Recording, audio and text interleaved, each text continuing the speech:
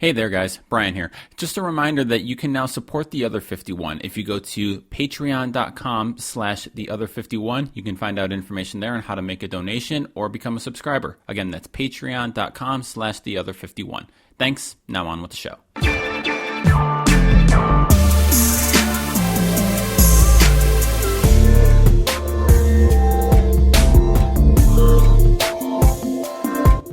Every writer knows that the best conversations about writing don't happen in classrooms or symposia or any other fancy artisanal setting. They happen at the bar, usually after deadline. That's the vibe we're going for here. This is The Other 51, conversations with writers of all genres about writing. I'm Brian Moritz. Today's guest is Bryan Curtis from The Ringer.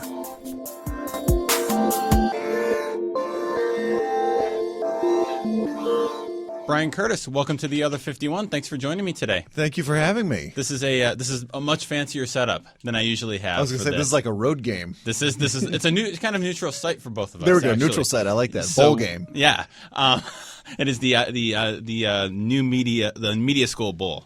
We want to give a big shout out to the media school here at Indiana University and our mutual friend Dr. Galen Clavio. Yes. We are here at the Summit in Communication and Sport. The IACS conference where I presented and you are a panelist tomorrow. Yeah. Kevin Blackistone, who I grew up reading in the Dallas Morning News. He was one of those driver's license size photos that I grew up with. So that's so exciting. Yeah. So you guys are talking about the future of Sports 2020, I think was I think that's right. Okay. So I was wondering, is this your first academic conference that you've been to?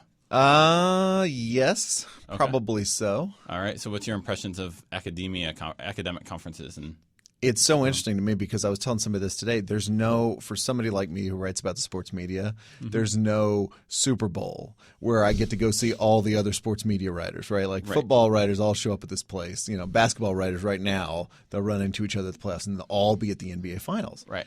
And they'll talk about ideas and their work and they'll brag and they'll do all that stuff. So just for me to have any kind of trade conference where I could actually see people talking about ideas that are interesting to me and that touch on stuff that I write about and I haven't even thought about writing about, it's fascinating. Yeah, I remember I first came to this conference, must have been 2012, and I was at Bradley University. And it was a similar thing. I was a graduate student, and when you're in grad school and you study media, the anytime you bring up that you want to study sports, you get the side eye. Why would you waste your time doing something weird like that? I remember there was one guy, I was at a conference, had a poster presentation, and he came up and he's talking, blah, blah, blah. And what do you want to do after this? I'd like to do this with sports. And he looked at me, he actually, I think, said, why would you waste your time doing that? Oh, wow. Yeah. And I was a reporter before, sports reporter before I went back to school. And then finding this conference, it's like the conference tournament for the college basketball writer where you get to see everybody and trade ideas. So I'm curious, what have you heard so far day one that's been interesting for you? A whole bunch of things. It's neat to see things like the one session we were just in with Deflategate relitigated, people thinking about stories like that. There was one this morning, which I actually just missed, but it was about Jamel Hill, somebody I interviewed last year and wrote about right as Jamel Hill was becoming a household name from coast to coast. The moment my mother-in-law found out who Jamel Hill was. So to see things like that and I wrote a lot about Deflategate when it was happening, which started in Indianapolis, right, with Bob Kravitz, at least journalistically started there. So, to sort of for me to kind of go over these things and see academics looking back through and how do we judge these things, that's just fascinating to me because obviously I do it in a very, very different way.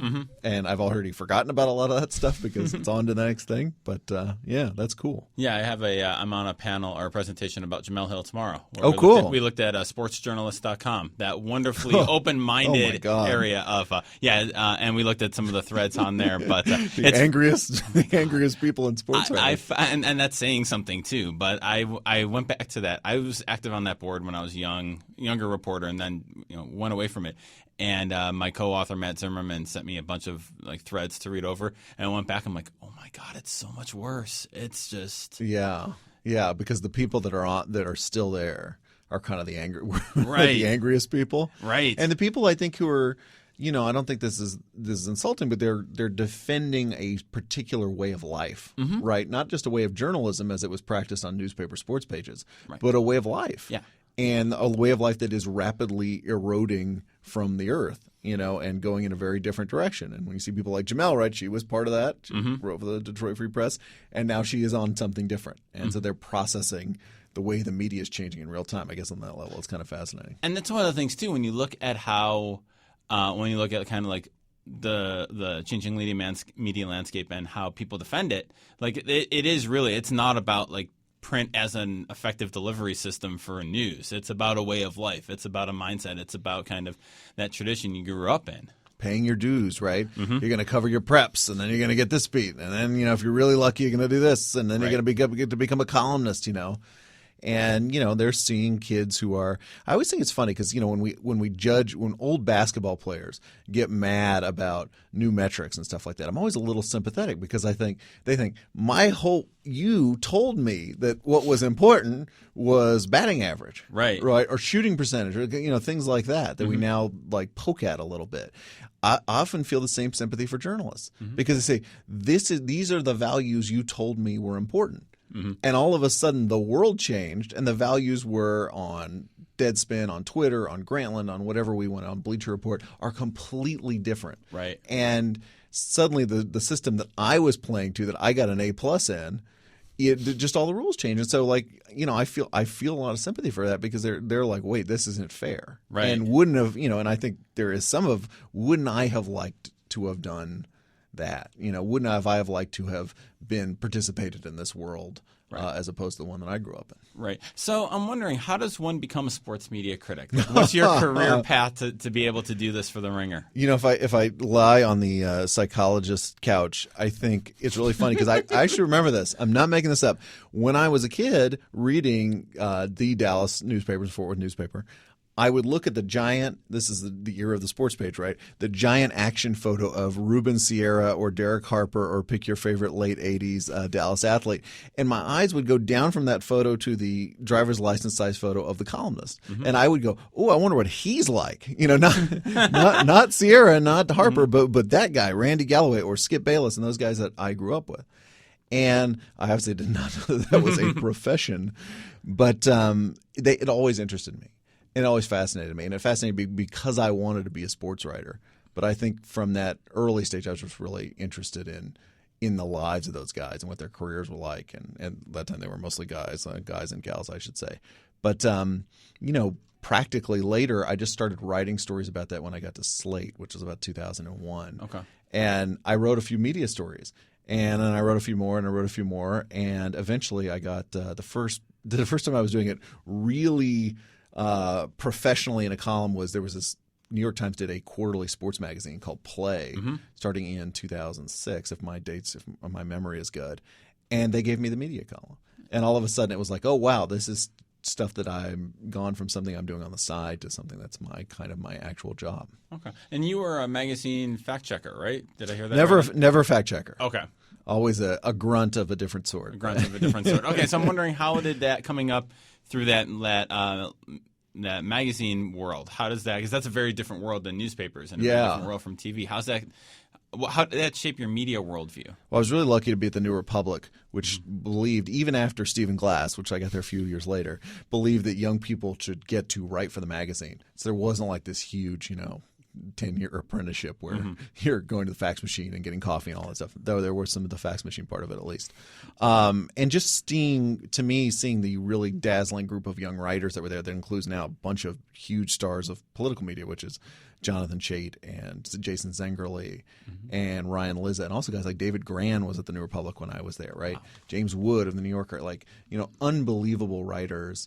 That you just literally all you had to do was open the magazine and be like, these guys are Franklin Foer is another one. These guys are incredible, and wanting to be as good as them and write with the confidence they did, and they had to be as funny as them. And I think that was definitely, I think, the formative experience in that vein.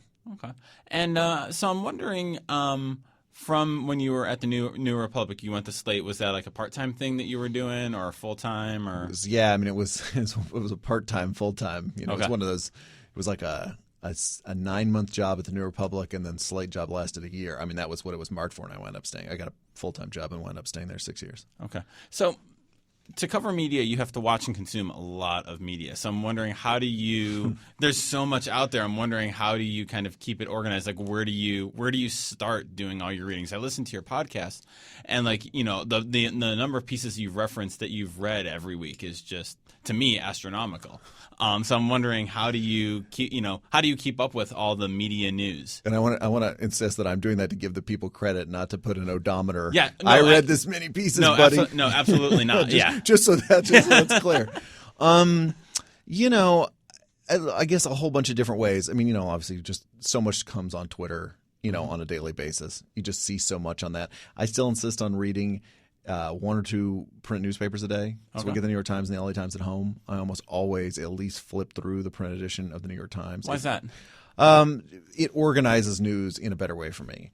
In one sense, not necessarily sports, but you know, it's like, I'm not going to read the story about the Me Too movement in Poland unless I literally turn to page 3 of the Times and see it above the fold, and then I go, oh, this looks interesting.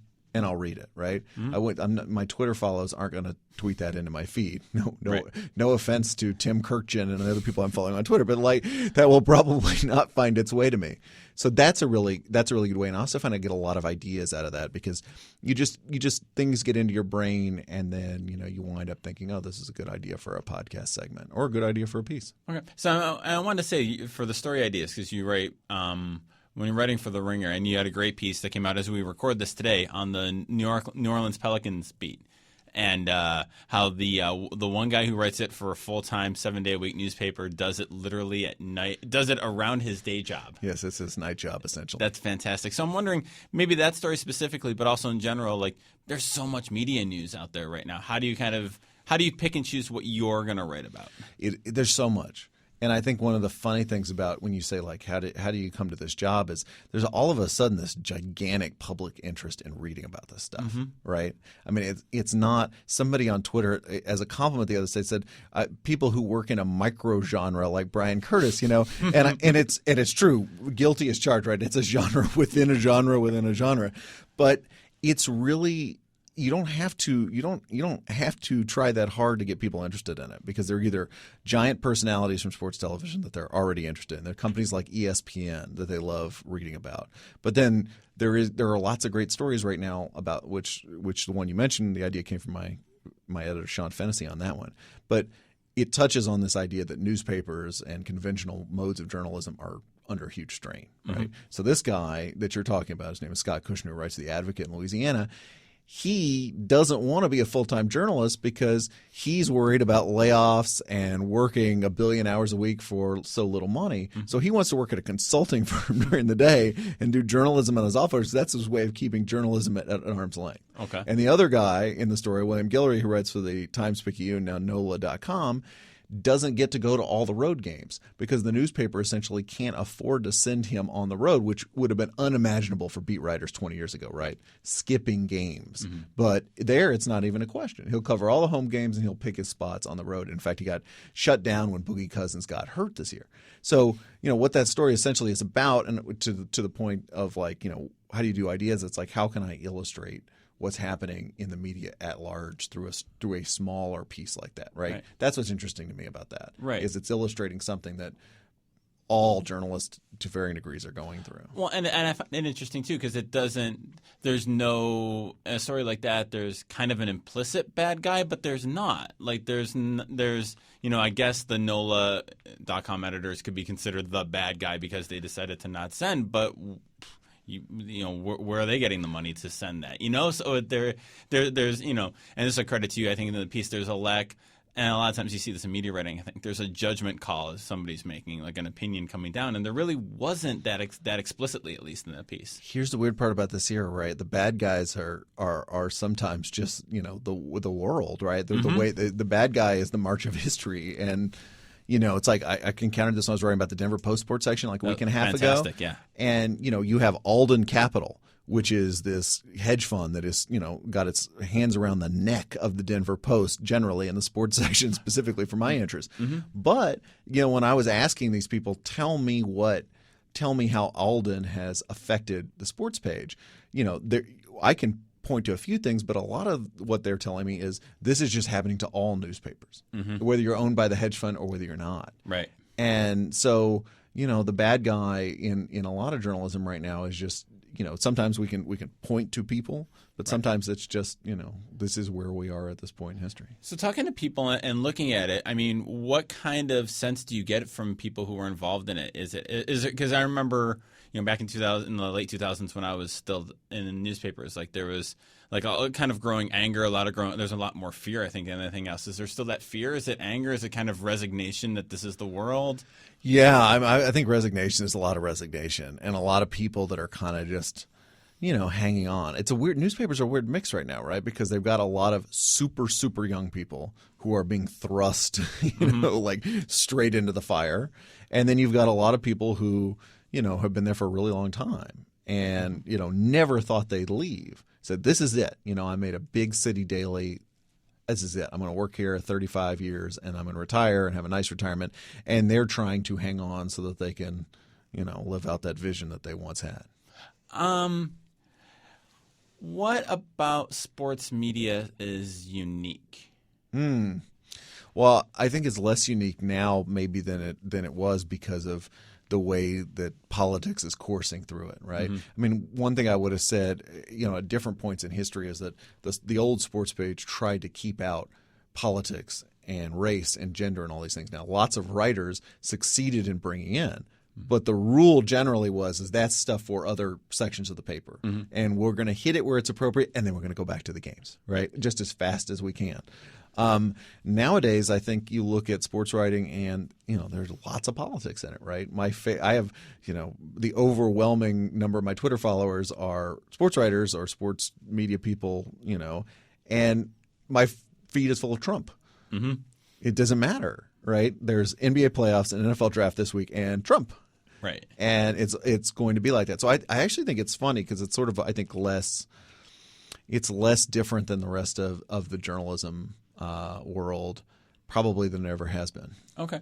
And how much do you think, as someone who watches this, how much is Trump, has that changed because of Trump, or is it just kind of amplified, like the amount of politics and the amount of kind of outside stuff that's coming into sports? I mean, you started seeing that with Ferguson a little bit. You started seeing that with Black Lives Matter, and certainly Me Too has kind of come into that. Do you think that, looking back on it as I talk, it almost feels like Black Lives Matter was more of a tipping point for sports and politics than Trump? Yeah, Trump is an accelerant, I think, of something that was already happening is probably the way to put it.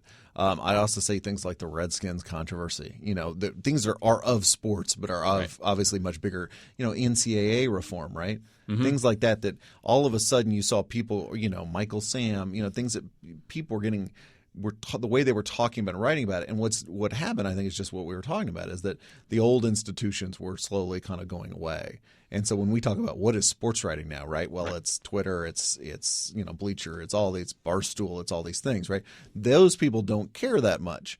They don't worry about keeping out the Ringer, right? Right. They don't worry about keeping politics and that kind of stuff out. So the whole tenor has changed. And I think Trump coming along just made it, Trump, in a way, forces everybody to pick sides on just about everything, right? And he also talks about sports, right? In a way that's very different and divisive than Obama. Obama talked a lot about sports too, but Trump does in a very different way. Right. So you mentioned earlier kind of the popularity and how much people want to talk about media and want to read about media and sports media. You kind of mentioned that a little bit, but why is that? I mean, I know it kind of started with, Deadspin, when Will Leach started, it was really kind of the first media outlet to really start writing about, the Chris Bermans of the world, as, I remember that was one of their defining things, right? They were writing about Berman the same way they'd write about Michael Vick. Like there wasn't that weird separation. So, is it just the popularity of like the broadcasters and it leaks over? Because there's a lot of talk about like, blogs about sports writing and stuff like that, that aren't, academics oriented. So why so popular, do you think? Yeah, Will, I think, pulled it into that kind of realm of like Chris Berman is a celebrity and we should care about everything he does, just like we would care about everything the quarterback does, for sure. So that is important. I think I think about this question a lot. I think like one thing is that people just know a lot more about how the media works now. If you just look at Maggie Haberman's Twitter mentions, right, or don't, but when you do, they're all about people who think they know what her agenda is, right? Or know, and they can point to, thanks to the fabulous internet machine, they can point to her stories and say, see, but the New York Times said this about Hillary's emails, or you're a Hillary flunky, or you're this, right? There's this whole kind of great knowledge base or fake knowledge base. I was going to say, do people know how the media work, or do they think they know how the media work? It's a mix, right? But I think that gives them kind of interest in like what we're all doing. Right. And especially people that are really famous, like they want to know everything about those people. And I also think, there's just like people that at a certain level, these people are just celebrities. Joe Buck has 1 million Twitter followers last time I checked, something like he's just really, really famous. And so if you write about something about him, then people are like, oh, I want to know that. I watch this guy on TV every week, right? Sure. If it's a halfway interesting story, I want to know more about him. Right. So what's your perfect sports media world look like? Like what do you look at as ideal sports journalism? As opposed to the hellscape we're all living in today. No, I'm just kidding. Ideal sport. Well, I don't think I have one definition, because I just think it's always surprises me. Okay. What I like. It's funny. Like I've been so lucky to work at Play and The Ringer and Grantland, and I always thought, one of the cool things about that is those publications were able to surprise people and say, here's something, and you didn't know that Brian Phillips, having a fever dream about tennis was going to be your perfect thing. You didn't know Rembert going on the road somewhere, Rembert Brown on the road somewhere was a perfect thing. You didn't know that David Shoemaker writing about wrestling, and kind of writing about wrestling like this, almost as a literary critic, was something that was your perfect idea of sports writing. And we could pick plenty of examples out of that. So I guess it's just really hard for me to know.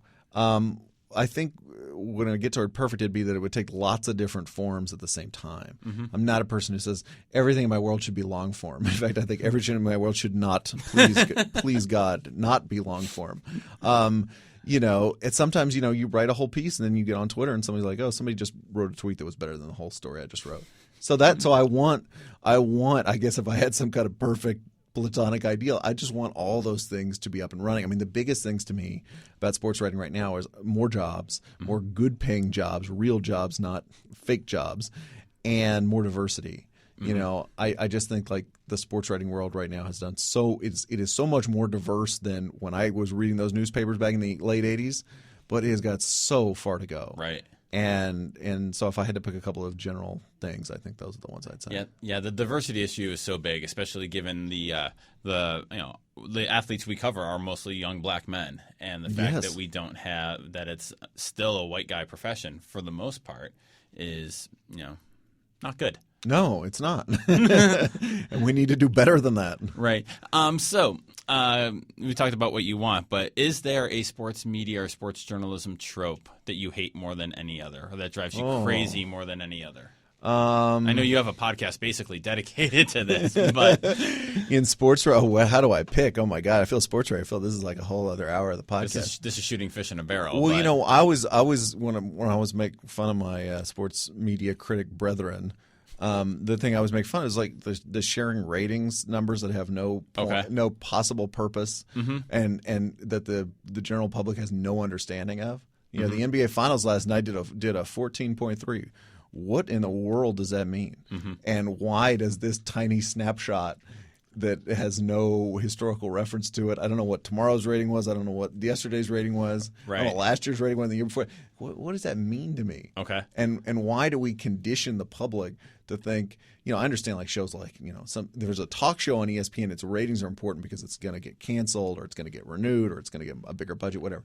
But like when we talk about sporting events, their sporting events aren't going to get canceled. Right. And I think we do this thing with like, it's the old thing in the movies. Remember on that one part, all of a sudden every Monday, all anybody was talking about is how much the movies made. Right. And suddenly how that became the most important thing about the movies it's not whether it was any good, which is really the only thing that matters to me if I go see the movie. It was just box office. And I don't like when that's done to the sports media, because I just think it just warps everybody's brains. Well, and the movie thing, I mean, that fundamentally changed the movie industry too. Sure. By how big the opening you have. If you don't have a big opening weekend, you're done. I mean, that's a waste. Yeah, and just the way we talked about it. And again, if I do the mother-in-law test, I heard it made the movie did really well over the weekend. We didn't see it. Well, what do we? So, what's important is whether we actually like the movie. Right. So who are your all-time favorite sports writers? God, it's such a long list. I go back to childhood too, like Dan Jenkins, who wrote for Sports Illustrated, right? Famous. He went to my high school. Nice. He edited the same high school paper I did 50 years before I did, or almost 50 years before I did. And I used to see him in Fort Worth when I was growing up. Like he'd be in a restaurant, and I would just be terrified to go talk to him. But he was, to me, it's like he was the one to me that showed me like that sports writing could be a really cool career, and that was something to aspire to. Not being like a Nobel Prize winning chemist or a great novelist, like that was out of it. Though he did write quite good novels. Him reading Skip Bayless as a kid was very important to me before his television narration. Like it just showed the possibilities. Yeah, of print. no, I remember reading of Skip back when we're about the same age. So reading knowing of Skip Bayless, and for like kids who are my students who only know him as the annoying hot take dude. I mean, what was he like reading when he was writing regularly? He was very, I think, on the literary end of sports writers. He was a really good writer. He was very playful with language. He also just had a really amazing way of just figuring out like this is what the story is. This is what you most want to read about, and just pouring himself into his columns, and so that you really felt like this is the Dallas Cowboys column I just absolutely have to read right now. You have to know what Skip says. All Skip is the same guy then as he is now. Okay. We could. It's not like he was, some other. Not like he was Christopher Hitchens or something back then. Like he was recognizably Skip Bayless, but it's also just very pitched at a very high tone. I remember his radio show was called The Thinking Man's Radio Show. That's what he called it. Not those other dumbos, but this is where the thinking sports fan comes and learns something. Huh. So and that growing up in the Dallas and the Fort Worth area back then, I mean, that was a murderer's row. I mean, that's an all-time sports section, I think. It was incredible. It's Dave Smith, who used to have Boston Globe in the glory days, and then he came to Dallas and did the same thing. Right. Yeah, so you had Blackie Sherrod, you had Skip, you had Randy Galloway, all these writers, Kim Kalishaw, who's still there now, and all these writers came through, like Kirkjian and Tracy Ringlesby and Gene Wojciechowski. I mean, it was just so many great sports writers. Yeah, and how much did that influence you, do you think? Oh, enormously, because one, just something to read, but two, like I said about Jenkins, it was like Dallas was not a city of novelists. It's not Boston, right? It's not New York, right? It's not Philip Roth. This is like that was the aspirational literary ideal, was to be a sports writer. If I went to all of my high school classmates, if I went back in the time machine, and then I went to all of their parents, and I say, what would be cooler if I went and wrote a really big literary novel that won the Book Critics Circle Award, and they were watching the stunned and confused look on their face when I said that, or I covered the Dallas Cowboys for the morning news of the Times-Herald. Which one of those would be the better career? They would have picked door number 2, absolutely. Right. No question about it. That was the thing. That was it. Right. And so, of course, I wanted to do that. Right. So what's the best thing you've read lately? Now you're really putting me on the spot. Best thing I've read lately. You know what it was?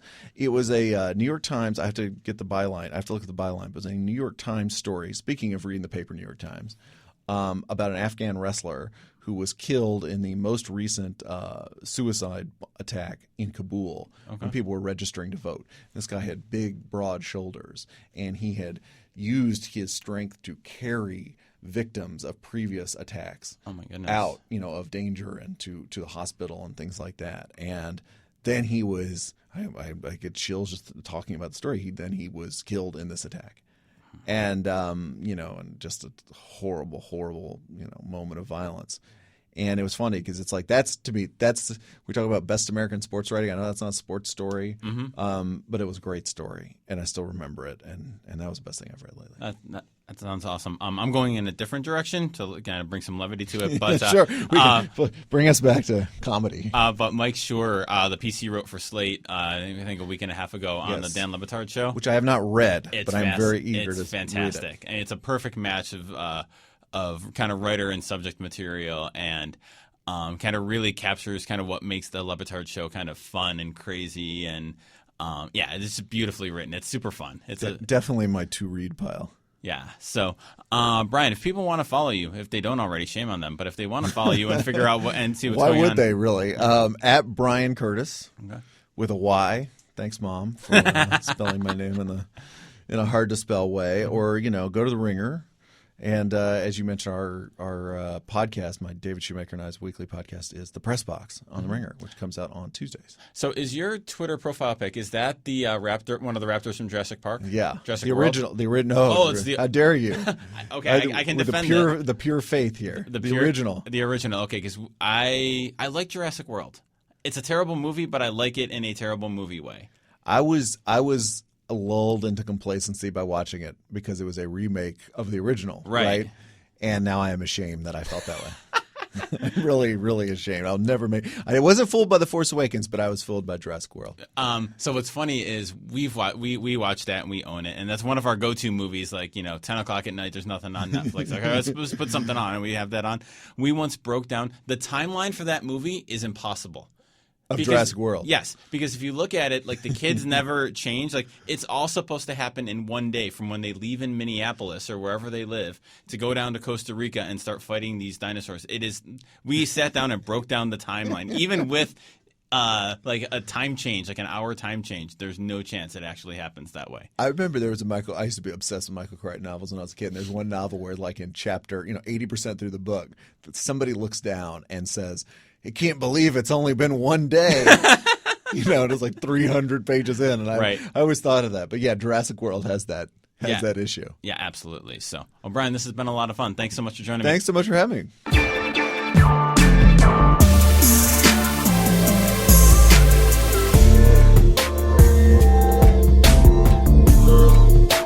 As always, thanks for listening to The Other 51. You can find show notes for this episode and all our episodes at sportsmediaguy.com on the Other 51 tab. You can subscribe to the show wherever you get your podcasts. I can highly recommend Overcast for this. Our theme music is by Ellie Moritz.